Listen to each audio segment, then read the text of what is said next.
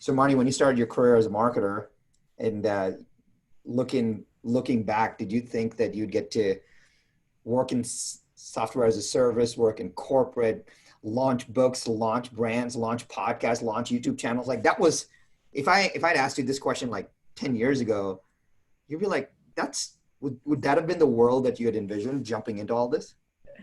It's a good question. I mean, Sharon, I've had an amazing experience throughout my career, and I've been so grateful to work with like all the corporate companies, Mercedes-Benz, Bosch Home Appliances, to, this real estate industry, which is so fascinating with Tom Ferry, and now SaaS with LionDesk.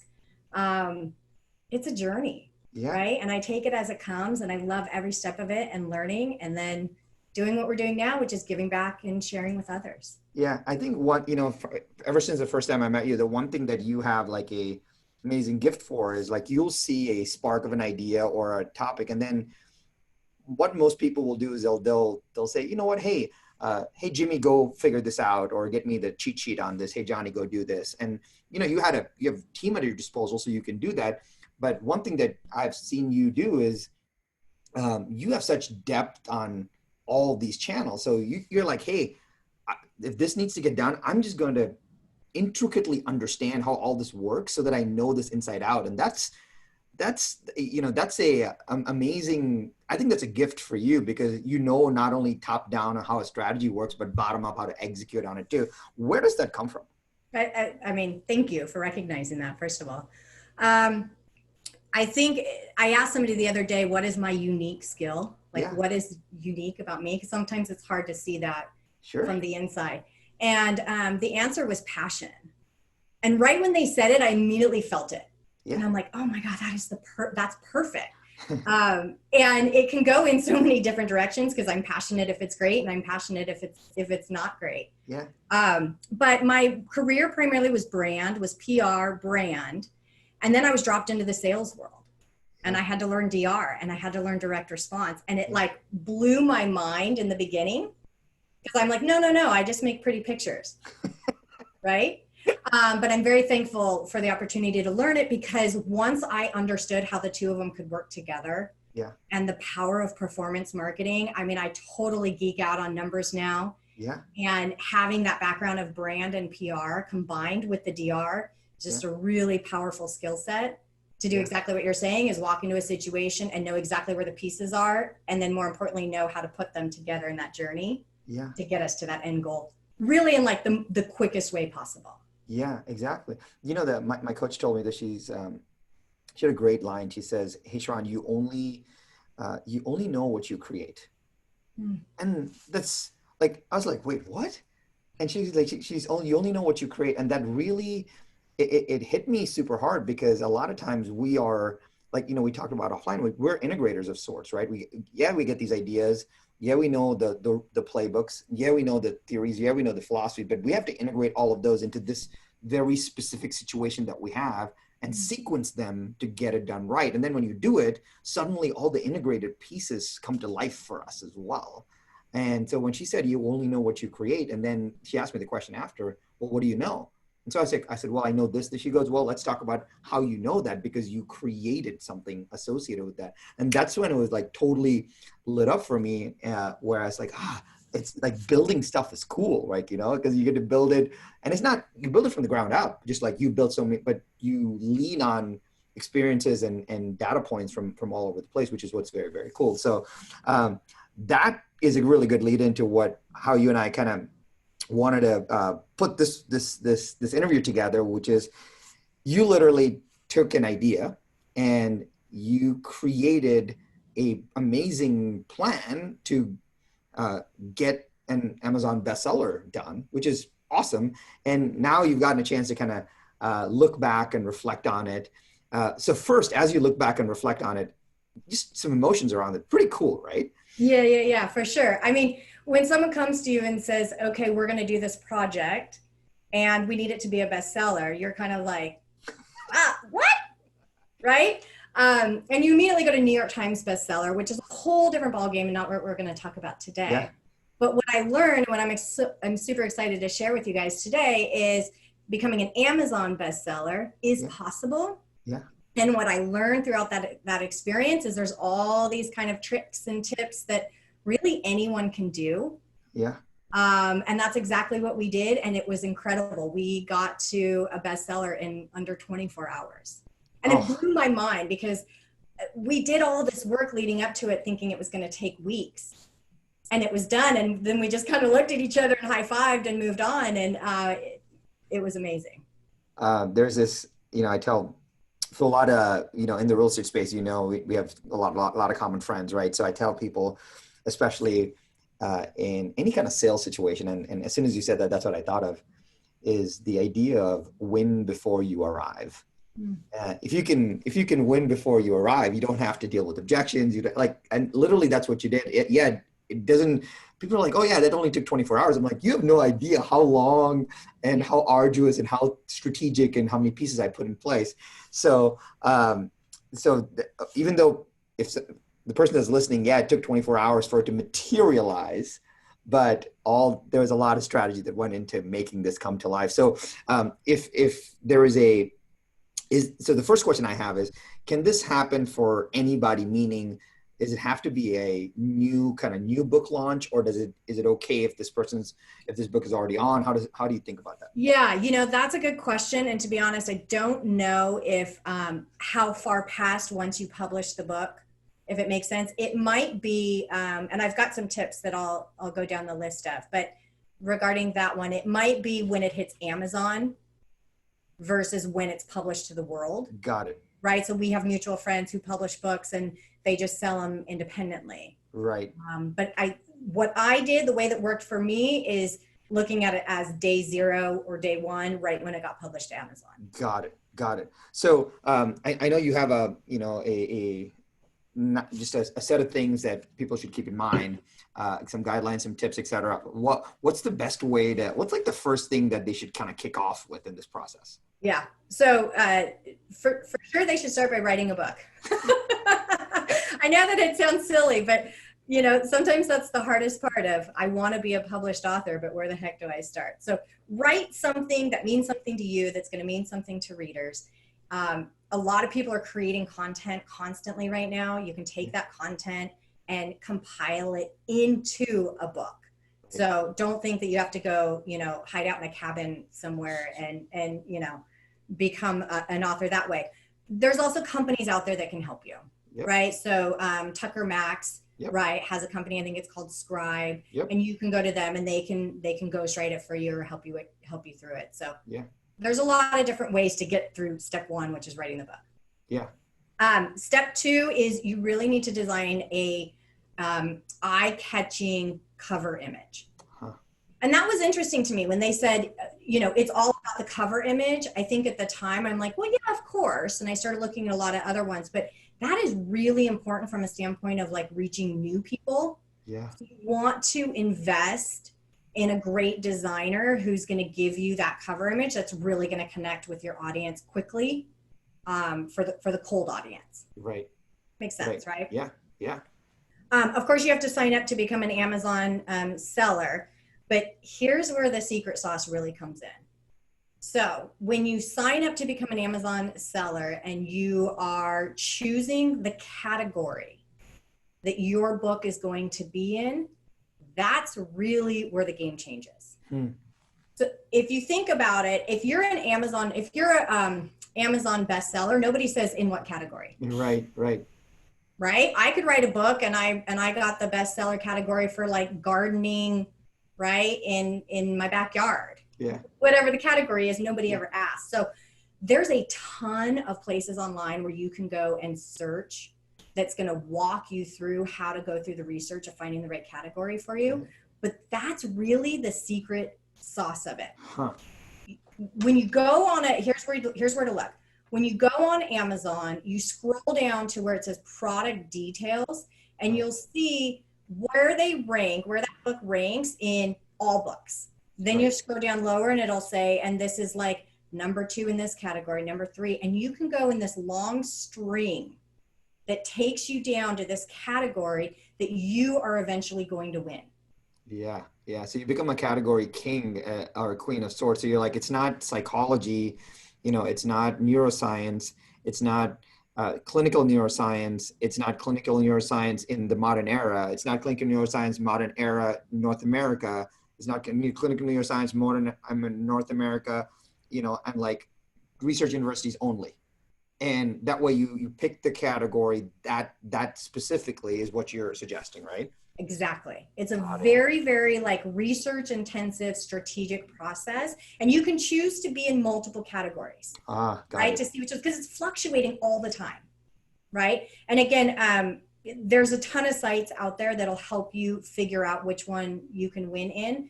But that really was eye-opening for me going through this. Yeah. And is really the secret sauce. And so a quick question on that, Marnie. How, yeah, when you figured out this category thing was important, how did you, like, what process did you kind of just take overall in doing this? Was there a lot of time? Was it quick, or was it just oh my gosh, I'm going to do some research? Like, talk us through, like, I know it's been a while. So what do you remember about that process? Yeah. So first of all, it needs to be relevant, right? So I can't write a self-help book and then win in the gardening category, right? That was an example from before. So write down keywords, just like you would in a digital marketing campaign, like write down the keywords that associate with your book. Right? And you're going to have like a ton of different categories, right? Self-help, psychology, personal development, making money, right? Whatever those are. Then start researching which books are in those categories and start drilling into not really the bestsellers, but the ones that are like on the list, and keep going into that category that they're in 1, 2, and 3. What you want to do is get into a category where it's like there's the number 1 book was number 299,000. Right? Like you want to get into where it's like this big number that is in the number 1 spot, not a big number of books sold, but you don't really have to beat that many books in that category to be number 1. Yeah. Awesome. Does that make sense? Awesome. Yeah. Awesome. Yeah. Very, very cool. Yeah. It's super cool. Okay. So once you choose a category, that's secret sauce number 1. Number 2 is all this work you're doing leads up to one day. Right. So I love that you said earlier that to celebrate the wins, before the big win, right? Or along the way, because that's absolutely true. All of the work is happening leading up to this. So what you do is you start priming your audience, right? You start priming your database to let them know, hey, I wrote a book, super excited to let you know about it. And you just be super upfront and transparent about, hey, I'd really appreciate if you'd support me on this day. Right. I'm going to send you the link on this day. If you can go and buy my book on this day, I'd really appreciate it. Yeah. Now, here's the other thing that you do. You discount your Kindle version, your e-version of that to 99 cents. There you go. So now your ask to your audience is not go buy my $20 book. Yeah. Just go would you buy the 99-cent Kindle version for me? I'd really appreciate it. Maybe you're sending them a book on the side for everybody who buys it and writes a review for you. Sure. Yeah. So there's 2 things that are happening. What you want them to do is you want them to all buy the book on the same day, right? The 99-cent Kindle version. Right. And you want them to write a review. Those 2 things are incredibly important, and you want it all done at the same time. Right? And what we noticed, I always thought it was the quantity game, right? Like New York Times bestseller, it's all 1,000 about copies, quantity. whatever. Yeah. Right? It's almost like social media algorithms, right? It's the engagement. It's, oh my gosh, a tight-knit group of people are excited about this all at the same time. Well, that's by design, right? You've worked really hard to get them to take that action on that day. Yeah. And that combined with the category, the subcategory that you've chosen, everybody purchasing it on the same day and leaving a review. Yeah. What gets you to that, golden ribbon. Yeah. Yeah. Of the bestseller. And that's the other thing is keep your eye on the ball, because once that bestseller flag comes up, you screenshot that immediately because it could go away. Yeah, exactly. But you're done. Yeah. Yeah. Right? That's awesome. Yeah. So mechanically speaking, if someone had to do this, they need some kind of vehicle to tell their audience, tell their fans, tell their followers, hey, go do this for me. So hopefully while we're writing a book, we build a, like you've talked about, like a text message community or a email community, or we have a social media community, or et cetera. So what are some, like, just if you had to, for someone that didn't have a platform, an audience, and just say, hey, if there are 3 or 4 things that you should do in parallel while writing your books, get ready for kind of launch day, what would that be? I mean, we all need to be building our community, and we all need to be having a database, right? And you're doing that with people who share like-minded interests with you. So as you're writing the book and you're interviewing people and you're researching, start building your community of people who are going to be really excited about this once it comes out. Yeah. Just like in real estate, you build your database based off of your sphere and people that you meet. Right. That's one section of it. And then you have the like-minded individuals around the topic that you're writing about. Yeah. And then because this is coming, you're staying organized, you're making sure that you have all their information. So when it's time to communicate with them, it's the push of a button. Yeah. Yeah. Awesome. Have you, what are your thoughts around these launch pods of sorts where you get, hey, I'm going to get 100 people into a Facebook group, kind of give them pre-access, get some almost, hey, don't give me the testimonial yet, do it as soon as it goes live. But they're just, what do you think about the kind of launch pod idea? Yeah. I mean, it works, or it did work, right? For a long time. I think technology is really smart and is understanding of what we're trying to do. My tip number 10 here on my notes says, don't cheat. Yeah. And I'm not saying that you're recommending that they cheat, Sharon, but at least for this, if you think about it, Amazon is way smarter than us. So they're tracking IPs, they're tracking credit cards. Of course you could enact a pod who goes at the same time. I think in this case, it wouldn't be that terrible because they are purchasing. Correct. Exactly. Right? They are leaving a review. So, it's actually, now that I think about it, it's not that bad. I mean, in social media where it's like, go like my post now, right? Yeah, it's a like for like. Yeah, algorithm. Yeah. I have different mixed feelings on that. Yeah, I'm not a fan of that at all. Right? Yeah. But in this case, yeah. I mean, if you have a community and you all want to support each other, I mean, they're doing the action that you're asking everybody else to take. So why not? The super side note for you, I know we talked about this. I have friends on Instagram, and they totally know these engagement pods and how they work, and how they're, like they said, hey, I don't mind. What they were telling me is like, hey, we don't mind that posts are getting likes, etc. What we mind is they're not getting likes for the right reasons, right? And so they're like, hey, if we see a 70-part direct message thread happening and then a flood of likes suddenly, we know that only came from an engagement pod. Maybe we let it go once, we let it go twice, but that's a very easy algorithm to write, to say, if 70 likes, or if 70 people get this, and then there are 70 likes here, there's a kind of connection there, which is why a lot of people, even on engagement pods, have taken it off the Instagram platform and said, hey, let's go to WhatsApp. But they don't realize that WhatsApp is owned by the same company, so they can track everything anyway. So it's super fascinating that you say that. They know everything. Come on. That's awesome. That's awesome. So you've got, so we hit on the high points, which is awesome. Mm-hmm. We'll keep going down your checklist here. Yeah. So, I mean, those are the main points. So write something people care about. Become a seller, design the eye-catching cover image, choose the subcategory wisely, right? That's a big one. And that probably takes the most research and strategic thinking. All your marketing efforts are focused on that one single day.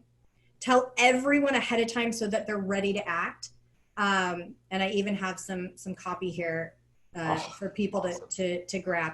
Ask for the review. Reviews are crucial, almost more crucial than the sales. Sell the ebook version for 99 cents to make it easy for people to support you, and be on standby for that ribbon of gold, right? Be on standby. So once it hits, you grab it. That's awesome. Right? And then it's there that you can put on your website, and you can put on the book, and you can put on all your marketing copy. And then the number 10, of course, was don't cheat. Don't cheat. Yeah. Amazon is way smarter than us. Awesome. I'll put in the show notes, but I'll love for you to, I know that there's probably a magic secret underground passage code that we can get this cheat sheet of yours. What's the best way to get this cheat sheet of yours? Yeah, if people want it, I'm happy to share it. If you honestly just want to text me book, the word book, text me at 949, and you can put this in the description, Sure. but 949-570-6490. And I'll send you this little, how to become an Amazon. Yeah, 10 steps to becoming an Amazon bestseller. The executive summary by Marnie Hill. That'd be awesome. So Marnie, I'll put everything in the show notes for everyone, but I have like a few questions for you on this. So the first one is, looking back, is there something that you, or maybe one or many things that you look back and say, you know what, I may have not done it that way? In regards to this? Yeah. It was easier than I thought. That's awesome. Awesome. I think, and that's because I hadn't done it before. Right. And so I think there was a lot of what ifs and question marks. I really liked working with the outside company through creating the book. Yeah. Right. There's an investment there, but yeah, they've done this a million times. And so just like going to a coach who's guiding you to the right answer, yeah, go to the experts, right? Yeah. And let them guide you through it. They help me find the right designer. They're the ones who, right, share all of these tips to do. We have to do them. Right. Right. But and again, I'm going to go back to coaching again. The information is out there to know what we're supposed to do. It's actually following through and being held accountable to doing it. Yeah. Yeah. That makes the difference. Totally. And I'll link up those two as well. I'm actually in a process right now with a business partner in one of my ventures, writing a book, which I would love to talk to you about, on brand. So we're writing a brand book, and with Scribe. So oh yeah, perfect. So we're going, and especially I involved them on this one only because when you have two authors, I was like, bro, like, you and I are not going to get along on this. We're going to fight as to what comes where and how. Let's have an integrator, right? Like, there's going to be a scribe. They're going to write the process. And you and I have never written a book together. So let's have someone else distill our ideas down and kind of do that. So it's, especially if I know a lot of people are saying, hey, two of us should write a book together. If you ever have that consideration, my suggestion would be both of you shouldn't have a joint manuscript. You should go through a process and someone else write it for you, because that's the first one. My second one for mine, that's actually coming out early, 2021, is I had like the first third of it done. And when I had my friends, kind of like people close to me who had written books in the past, read it, they're like, Sharon, this is good, but, and I'm like, give me the but. They're like, it sounds like 17 or 18 different emails strung together. They're like, you're really good at writing emails and blog posts. Like, you don't know how to write a book. How many books have you written? And I go, that's so fascinating that in isolation, each section or chapter, I can do that. But I had no experience in tying it all together. So I literally brought on, a writer who's written stuff, and he's like, oh, you have everything. I can tie it all together really nicely. So when I reread his first draft of my, first section, I go, this is amazing. Like, this is what I wanted to say, but I wrote it in 17 blog posts. Like, it didn't work that way. So, well, if you think about it, it's a really good point. We're so emotionally connected to our content, right? When you're writing a blog post or you're writing an email, like you're writing from the heart. And a third party person looking at all of that is not going to have the same emotional attachment. So they're going to be able to easily see all of those themes and form it together. Yeah. And I wonder if when you read it back, if you were like, well, yeah, that's what I was saying. Exactly. Yeah, totally. Totally. And I think when I talked to Tucker and went through the process, it was super simple, because he's like, dude, how many books have you written?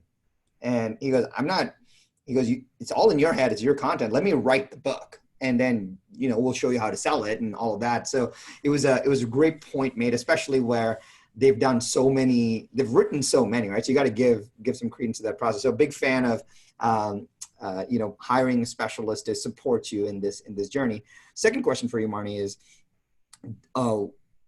after the book, maybe a couple of ideas to kind of top this off, the cherry on the icing on the cake here. Post-launch, I got my golden ribbon. I feel good about this process. What would you say are like the first few things that come to mind on how can I take kind of the afterburner? A couple of steps on what would you suggest if someone already's got that? How do they get more value from getting more impact from post-book launch? Yeah, well, I mean, I think this will probably be in your branding book. Yeah. But take that information, put it everywhere. right? So now you're updating your LinkedIn profile, you're updating your website, you're updating all of your social channels. You're letting the world know and thanking them, Right. right? That you've had this achievement. You're so grateful and thankful that it's there, and now that lives on, connected to your brand Right. forever. Yeah. Yeah. It's so funny you just said that, because it's so easy for someone to say, well, that's so mechanical, but they don't realize it's so impactful.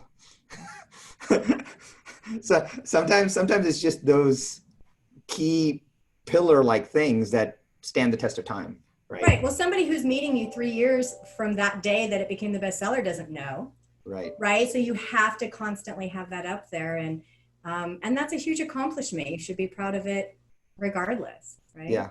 Yeah. That's awesome.